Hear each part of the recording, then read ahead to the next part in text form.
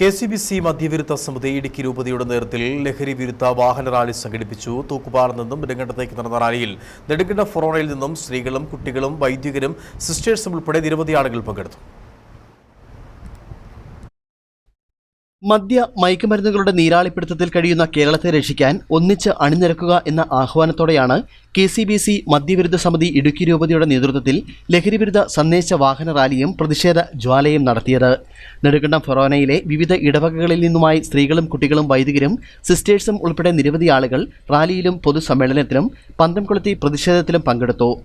സർക്കാരിന്റെ മദ്യനയത്തിൽ വന്ന അപാകതകളാണ് രാസലഹരിയുടെ കുത്തൊഴുക്കിന് വഴിയൊരുക്കിയതെന്നും കോവിഡ് മഹാമാരിക്ക് ശേഷമുണ്ടായ ലഹരി വിപത്തിൽ സർക്കാർ കർക്കശമായി ഇടപെടണമെന്നും എല്ലാ സ്ഥലങ്ങളിലും ജാഗ്രതാ സമിതികൾ രൂപീകരിച്ച് ഈ വിപത്തിനെ നേരിടണമെന്നും നേതാക്കൾ യോഗത്തിൽ പറഞ്ഞു.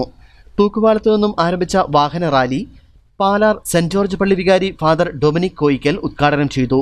പതാകകളും പ്ലക്കാർഡുകളുമേന്തി മുദ്രാവാക്യം വിളികളോടെ നിരവധി പേരാണ് റാലിയിൽ അണിനിരന്നത്. തുടർന്ന് നെടുങ്കണ്ടം ബസ് സ്റ്റാൻഡിൽ നിന്നും വികസന സമിതി സ്റ്റേജിലേക്ക് പ്രകടനവും പ്രതിഷേധ ജ്വാലയും സംഘടിപ്പിച്ചു.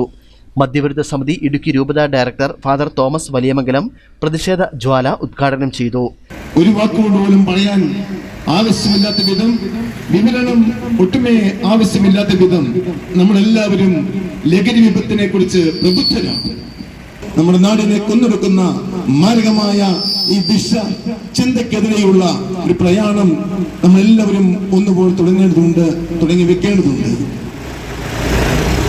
പ്രിയമുള്ളവരെ, ഇത് ആരിലാണ് തുടങ്ങുക? ആരിലാണ് എത്തിച്ചേർന്ന് നിൽക്കേണ്ടത്? പരിപാടിക്ക് രൂപത ഭാരവാഹികളായ father Thomas Valiyamangalam, Silby Chuniyamakkal, Rojas M George, sister Leeja, Joy Mannamparambil, Shine Thookkupalam, Tomy Muthanattu, Benny Parappallil, Jio Kadaplackal തുടങ്ങിയവർ നേതൃത്വം നൽകി. News bureau, Nedumkandam.